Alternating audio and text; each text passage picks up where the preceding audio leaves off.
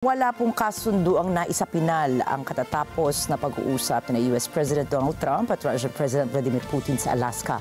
Ang paghaharap ng dalawang leaders ay unang inaasahan ng mga Ukrainian at eksperto na may mapagkakasunduan hinggil sa labanan sa pagitan ng Moscow at Kyiv. Alamin po natin ang mga detalye ng balita niya mula kay Net25 correspondent Rosel Feria.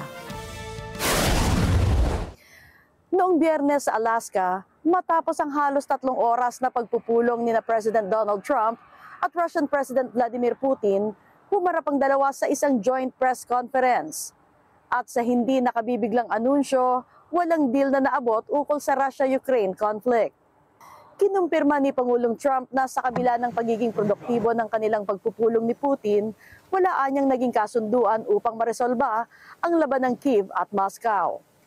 So there's no deal until there's a deal. I will call up NATO in a little while. I will call up the various people that I think are appropriate, and I'll of course call up President Zelensky and tell him about today's meeting. Sa kabila nito, sinabi ng Pangulo na naging produktibo naman ang kanilang pag-uusap tungkol sa ibang mga bagay. We had an extremely productive meeting and many points were agreed to.